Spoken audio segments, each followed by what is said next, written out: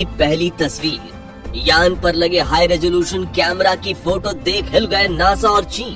दिखा कुछ ऐसा कि खुशी के आंसू रोने लगी इसरो की टीम। दोस्तों, भारत का चंद्रयान 3 अपने मिशन के हर मुश्किल पड़ाव को पार करके चांद के करीब पहुंचता जा रहा है और अब वो पल दूर नहीं जब हमारा चंद्रयान स्पेसक्राफ्ट सेफ लैंडिंग करके चांद को अपनी मुट्ठी में कर लेगा। इसलिए नासा और चीन को भारत से जलन होने लगी। इस बीच इसरो ने चंद्रयान 3 में लगे कैमरा से एक ऐसी फुटेज दिखा दी जिसको देखकर जलन की आग में घी डालने का काम हो गया। तो चांद की कक्षा में प्रवेश करते हुए चंद्रयान 3 के एडवांस कैमरा ने ऐसा तो क्या कैप्चर किया है जिसे देख इसरो की टीम खुशी से झूम उठी। और आखिर क्यों दुनिया भर के सभी वैज्ञानिकों को सिर्फ चांद में ही इतनी ज्यादा दिलचस्पी है, बहुत ही कमाल की जानकारी देंगे। आखिर तक वीडियो में यूं ही बने रहे। साथियों, 5 अगस्त के दिन इसरो के बेंगलुरु हेडक्वार्टर के मिशन ऑपरेशन कॉम्प्लेक्स में हर तरफ भगदड़ मची हुई थी। इसी दिन शाम 7 बजे इसरो चंद्रयान 3 चांद की कक्षा में प्रवेश करने वाला था और इसरो के वैज्ञानिक लूनर ऑर्बिट इंसर्शन की इस प्रक्रिया की पूरी सटीकता के साथ परफॉर्म करना चाहते थे, क्योंकि मिशन के इस सबसे मुश्किल पड़ाव में एक छोटी सी गलती भी पूरे मिशन को तबाह कर सकती थी। आपको बता दें कि इस प्रक्रिया में स्पीड यानी गति का सबसे ज्यादा अहम रोल होता है, क्योंकि चांद की ऑर्बिट में भेजने के लिए चंद्रयान 3 को सही गति से चांद की ग्रेविटेशनल फील्ड में धकेलना जरूरी था। ऐसा इसलिए क्योंकि अगर गति तेज होगी तो ग्रेविटी को स्किप करके आगे चला जाता और गति स्लो हुई तो हो सकता था कि वो धीरे धीरे चंद्रमा की तरफ चला जाए और फिर क्रैश हो जाए। और सही गति के साथ भी अगर ट्रेजेक्ट्री गलत हो गई तो ये सीधा चांद की सतह पर जाकर क्रैश कर जाता। इसलिए वैज्ञानिकों ने चंद्रयान 3 के इंजन को विपरीत दिशा में चलाकर इसकी गति को 40,000 किलोमीटर प्रति घंटे से सिर्फ 3600 किलोमीटर प्रति घंटा कर दिया और सही ट्रेजेक्ट्री में रखकर उसे चांद की तरफ धकेल दिया। अब सब कुछ चंद्रमा की ग्रेविटी के हाथ में था कि वो चंद्रयान 3 को पकड़ना चाहती है या फिर नहीं।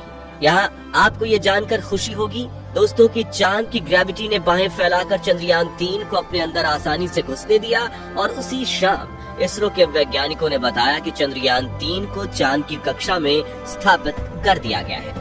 ये बात सुनकर सभी भारतीयों की जान में जान आई, जबकि भारत के दुश्मन देश के वैज्ञानिक तो भाई जलकर राखी हो गए। अगले ही दिन अपने दुश्मनों के मजे लेते हुए इसरो के वैज्ञानिकों ने चंद्रयान 3 की तरफ से आए मैसेज और चांद के साथ पहली सेल्फी को भी रिलीज कर दिया। आपको बता दें कि अपने पहले मैसेज में चंद्रयान 3 में लगे आर्टिफिशियल इंटेलिजेंस सॉफ्टवेयर ने कहा था, मिशन ऑपरेशन कॉम्प्लेक्स इसरो, मैं चंद्रयान 3 बोल रहा हूं और मुझे चांद का गुरुत्वाकर्षण महसूस हो रहा है। वहीं इसरो ने चंद्रयान 3 पर लगे कैमरा से क्लिक हुई तस्वीरों का एक 45 सेकंड का वीडियो बनाकर भी रिलीज किया है और उन्होंने बताया कि ये लूनर ऑर्बिट इंसर्शन के दौरान ली गई तस्वीरें हैं और उस वक्त चंद्रयान 3 चांद की सतह से 164 किलोमीटर की ऊंचाई पर था। जी हाँ दोस्तों, चंद्रयान 3 चांद की न्यूनतम 164 किलोमीटर और अधिकतम 18,074 किलोमीटर की ऑर्बिट में प्रवेश किया था और जब ये तस्वीर खींची गई तब चंद्रयान चांद के ऑर्बिट के पेरिलियन पॉइंट पर यानी सतह के सबसे न्यूनतम दूरी पर था। इन तस्वीरों में आप देख सकते हैं कि चांद की सतह पर नीले और हरे रंग के कई गड्ढे दिखाई दे रहे हैं, वहीं कुछ बड़े क्रैटर्स अपनी ही परछाई के अंधकार से ढके हुए हैं। इन हैरान कर देने वाली तस्वीरों को देखकर वैज्ञानिकों का मानना है कि चांद के क्रैटर्स में खनिजों का खजाना मौजूद हो सकता है।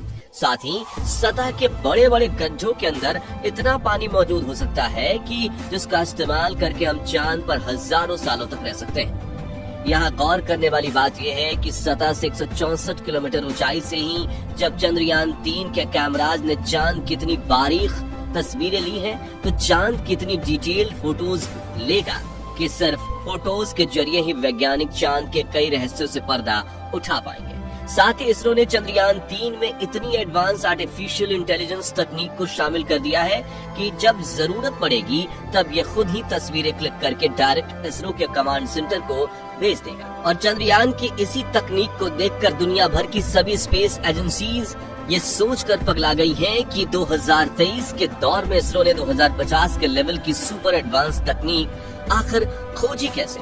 खैर दोस्तों, अब चंद्रयान 3 चांद की कक्षा में अपने ऑर्बिट को छोटी करने के चरणों में लगा हुआ है और अगले कई दिनों तक लगातार इसकी ऑर्बिट को कम किया जाएगा, जिससे ये चांद के बेहद करीब यानी कि करीब 100 किलोमीटर की ऊंचाई पर पहुंच जाएगा, जिसके बाद उसकी ऊंचाई को और ज्यादा कम करने के लिए इसे 100 × 30 किलोमीटर की ऑर्बिट में स्थापित किया जाएगा, जहां से ये लैंडिंग के लिए चांद की सतह की तरफ रवाना होगा। और आपको बता दें कि असली धमाका तो 23 अगस्त के दिन होने वाला है, क्योंकि उस दिन हमारा चंद्रयान चांद के दक्षिणी ध्रुव के नजदीक मैजिनस यू और सेम्प्लियस एन क्रेटर के बीच में उतरने वाला है और फिर 14 दिन तक ये चांद के बड़े बड़े रहस्यों से पर्दा उठाने का काम करेगा। लेकिन क्या आपने कभी सोचा है कि सोलर सिस्टम में इतने सारे ग्रह और उपग्रह होने के बावजूद हम इंसानों को चांद में ही इतनी दिलचस्पी क्यों है? तो इस सवाल का सटीक जवाब जानने से पहले चांद के बारे में थोड़ा विस्तार से जानते हैं। चंद्रमा पृथ्वी की एकमात्र नेचुरल सैटेलाइट है। इसका आकार पृथ्वी के आकार के 1/4 जितना है। चंद्रमा पृथ्वी की एक परिक्रमा करीब 28 दिनों में पूरी करता है और अपने अक्ष पर एक बार घूमने में उतना ही समय लेता है। इसी कारण की वजह से हम चंद्रमा का सिर्फ एक चेहरा ही देख पाते हैं और दूसरा छिपा रहता है, जो डार्क साइड के नाम से जाना जाता है। और चंद्रयान 3 इसी डार्क साइड की छानबीन करने के लिए रवाना हुआ है। चंद्रमा की सतह चट्टानों और धूल से बनी हुई है। वहीं पहले तो कहा जाता था कि चांद एक एयरलेस बॉडी है, यानी इस पर कोई वातावरण नहीं है, लेकिन अब इसरो के पिछले मून मिशन चंद्रयान 2 के ऑर्बिटर ने यह पता लगाया है कि चांद पर सतह से 10 किलोमीटर ऊंचाई पर एक वातावरण मौजूद है, जिसमें हाई एनर्जी प्लाज्मा पार्टिकल्स और ऑर्गन गैस के साथ कई अन्य वायु मौजूद हो सकते हैं। इसके अलावा भारत के पहले मून मिशन चंद्रयान 1 ने चांद की सतह पर बर्फ और हाइड्रोक्रिस्टल के रूप में पानी होने की जानकारी दी थी। और ये पॉइंट ध्यान से सुनिएगा दोस्तों, पिछले अरबों सालों से चंद्रमा पर कई बार उल्कापिंडों की बारिश हुई है, जिससे इसकी सतह पर कई छोटे बड़े गड्ढे मौजूद हैं। इनमें से कुछ बड़े गड्ढे चांद की डार्क साइड पर भी मौजूद हैं, जहां अरबों सालों से सनलाइट नहीं पहुंची। इसलिए वैज्ञानिकों का मानना है कि उन क्रेटर्स में 10 करोड़ टन पानी मौजूद हो सकता है। वहीं इसकी सतह पर 11,000 मीटर तक की ऊंचाई के पहाड़ भी मौजूद हैं, जिसकी चट्टानों में मूल्यवान खनिज मौजूद होने की संभावना है। और भारत का चंद्रयान 3 चांद की डार्क साइड में मौजूद इन्हीं क्रेटर और पहाड़ों पर पानी और खनिजों की मौजूदगी का पता लगाने वाला है। चलिए अब बात करते हैं चांद पर रिसर्च करना इतना जरूरी क्यों। तो पूरे अंतरिक्ष में चंद्रमा ही एक ऐसा इकलौता सेलेस्टियल ऑब्जेक्ट है जो पृथ्वी से सबसे नजदीक है। इसलिए अगर भविष्य में हम स्पेस में ह्यूमन कॉलोनाइजेशन करते हैं तो चांद पर जाने में हमें सबसे कम समय लगेगा।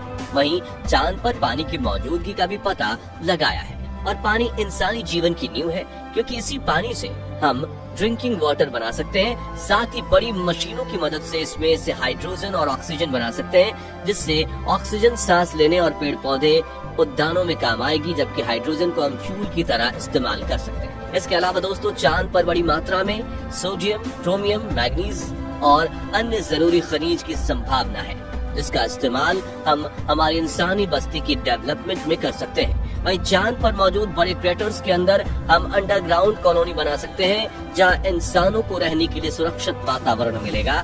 साथ ही अगर हम भविष्य में किसी और ग्रह पर जाते हैं तो हम चंद्रमा को एक स्पेस स्टेशन की तरह इस्तेमाल कर सकते हैं, जहां से हम अपने स्पेस क्राफ्ट में फ्यूल भर पाएंगे और मिशन के लिए जरूरी चीजें भी ले पाएंगे। इन सभी कारणों की वजह से पिछले 100 सालों में अंतरिक्ष वैज्ञानिक चांद में ही सबसे ज्यादा दिलचस्पी दिखा रहे हैं। तो दोस्तों चंद्रयान 3 की इन उपलब्धियों पर आपका क्या कहना है, कमेंट करके बताइए। और वीडियो तो जरूर पसंद आई होगी तो जल्दी से इसे लाइक और शेयर कर दीजिएगा। साथ ही चंद्रयान 3 मिशन से जुड़े ऐसे ही पल पल के अपडेट्स पाने के लिए हमारे चैनल को सब्सक्राइब और फेसबुक पेज को फॉलो जरूर कर लें। धन्यवाद।